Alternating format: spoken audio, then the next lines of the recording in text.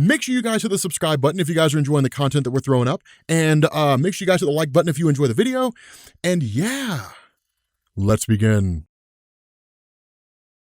What's going on, guys? This is Rob, and you guys have been asking me to make Walking Dead content again for quite some time. So we're going to test the waters, and we're going to see how this does to determine whether or not we cover more Walking Dead content. But before we get into this list of the most iconic weapons in Walking Dead, right, in the Walking Dead comics, I want to tell you guys about the Walking Dead Survivors, which is the ultimate strategy game. And I want to say thank you to the Walking Dead Survivors for sponsoring this video. So unless you've been living under a rock, you've likely heard of The Walking Dead by Robert Kirkman, one of the single greatest comic stories ever released. Well, as a compliment to the comic book series, LX developed The Walking Dead Survivors, the ultimate survival strategy game with an original story and over 80 unique characters. Now, the game is designed as a tower defense system, and it's amazing. Like, literally in the first 10 seconds, a bus comes crashing into a neighborhood, Glenn comes out, we're introduced to a couple of new characters, which is awesome. You can throw dynamite at The Walking Dead, which is awesome. But for those of you guys who are unfamiliar with tower defense, this basically means building different structures that serve to block, impede, attack, or even destroy enemies. And the choices you make on where you position defensive elements is an essential strategy of the genre, which has been around like forever. So how does all this work? Well, the survivors are essentially the heroes of the game, and they're all basically characters from either the Walking Dead comic series, or they were created by LX, which is a really nice touch. And each group of survivors has their own features and abilities, along with skills that grow and enhance based on the experience level of each group. But your combat survivors can actually be trained and promoted to a higher level using training facilities as the game goes on. But moving on to the saviors, they essentially shape the main goal of the game, which is to drive them out of the sanctuary in the middle of the region map. Now, something I do want to point out is that this is going to take something like 2 to 3 months to pull off, so it's definitely not one of these deals where you play the game for a week and then you basically beat it. I'm currently playing it right now, and I've actually got a clan in the game called the Rob Corps, so you guys should download it so we can go play it, because that would be amazing. But jumping into the list, I don't want to spoil everything for you guys. I don't want to spoil the whole game. I want you guys to go and play it, and make sure you guys check the description so you guys can download it and then hang out with me. But I want to start this list, right? So coming in at number 10 is Carl's handgun. Now, here's the thing. Carl's handgun was not really iconic in and of itself because it's a handgun, right? Like, it's the circumstance in which it was used. You guys remember in volume 1, I think it was issue number 6, where he killed Shane? That came out of nowhere, right? And it was just like, wow, like it was the craziest thing. Like, I had no idea that was gonna happen. I remember way back when reading that story, and then like immediately he dies, and I was just like,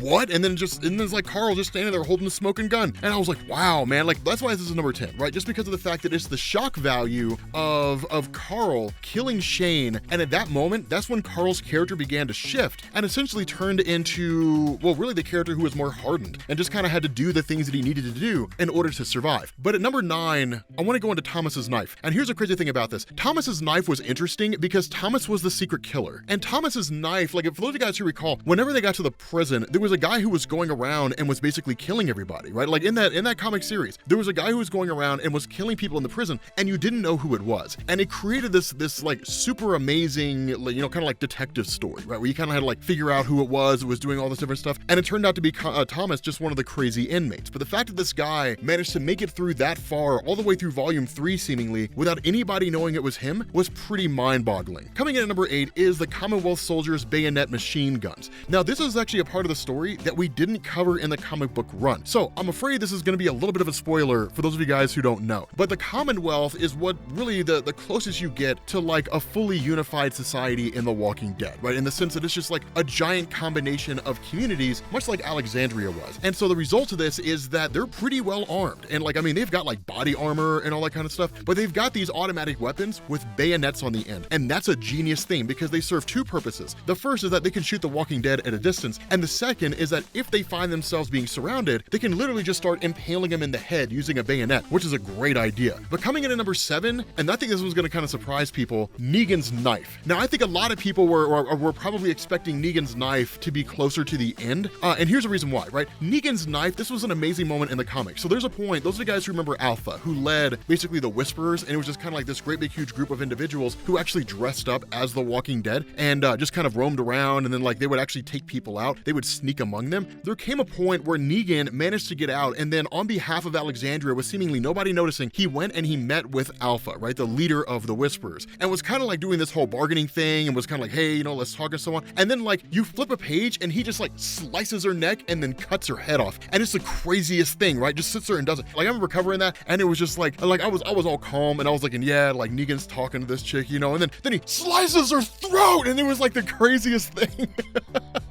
I don't know if you guys remember that, but it was one of the most fun moments, right? So nonetheless, like I put Negan's knife at number 7 because of the significance of the moment when Negan killed Alpha. Now, number 6, I put Andrea's sniper rifle. And the whole reason behind this is because Andrea was a marksman with this thing. This girl could hit a tic-tac from like a quarter mile away. It was crazy how accurate she was. And it's one of those things that you didn't really know. And it was kind of the development of her character was like once they put a sniper in her hand, she was actually training people on how to shoot, right? So this girl was super capable. And it was one of those great things like when the Saviors first showed up and all that kind of stuff. It was one of those great big huge things where like they needed her, right? Like I'm not going to spoil what happens to Andrea in the comic series because it's kind of nuts. But my vote here goes to Andrea for the number 6 spot. Now, number 5 is Juanita Sanchez's M60 machine gun and spear. And here's the crazy thing. So once they start to get and explore the Commonwealth area, right, the kind of outskirts of it and whatnot, they come across Juanita Sanchez, who actually goes by the name Princess. But this girl is carrying an M60, right? This is a turret gun, man. Like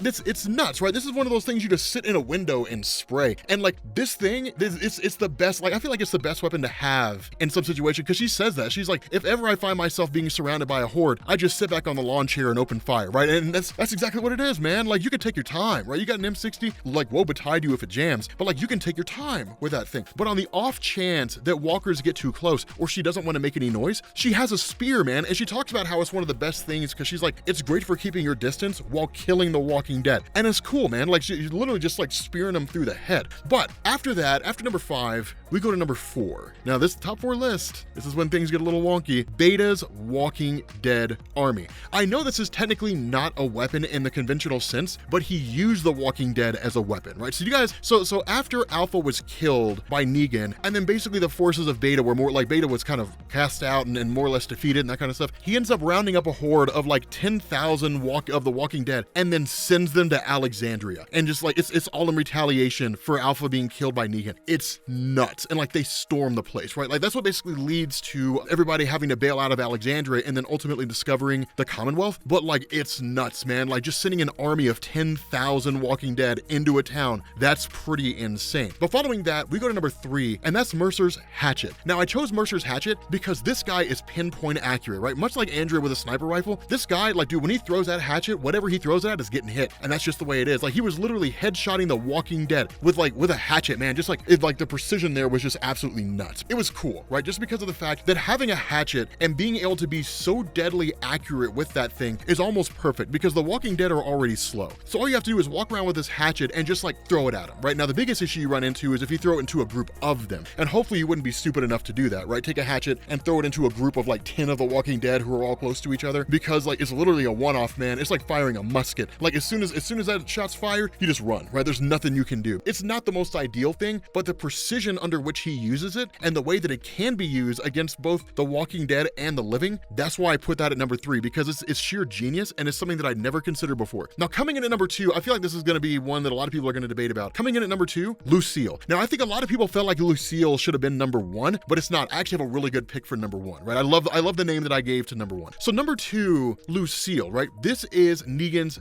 baseball bat. But the reason why I put this at number 2 is that while it is like a baseball bat that he uses to like bash on people, it's the meaning behind it, right? Like he named it after his dead wife. And like it's the coolest thing, right? Like once you learn the backstory of Negan, it's amazing how that whole thing goes down. But the fact that it had some of the most iconic moments in the entirety of the series. And then there's one point, I'm not going to tell you why it happens, but there's one point where Negan gets rid of Lucille because he's basically leaving his wife behind. He's like, okay, I've moved on from my wife, and he leaves her behind and moves on to a better life. Negan's story's amazing in the comics. Like it's ridiculously good in the comics, but I chose that just because of how iconic this baseball bat is. But coming in at number 1, Michonne's toolbox. Now, anybody who knows what I'm talking, anybody who read the comics knows exactly what I'm talking about here. So for those of you guys who don't know, when Michonne with her katana, or like her sword, which was amazing, it almost made the list. Michonne's sword almost made the list, right? Like it's a sword, right? You'd think it would make the list because it's a sword, but it didn't quite make it. I felt like there were other things that were a little more impressive. But during the Walking Dead comics, when they end up discovering the governor in Woodbury, and they end up, Michonne's held captive by the governor, who does all kinds of just terrible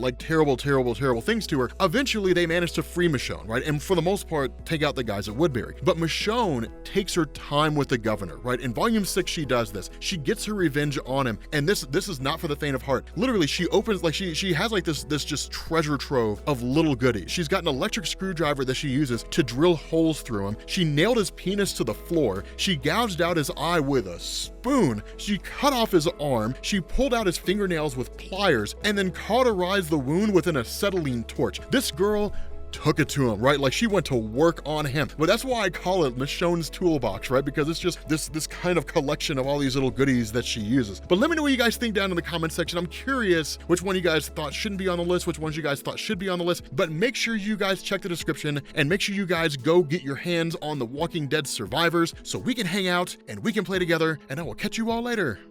Peace.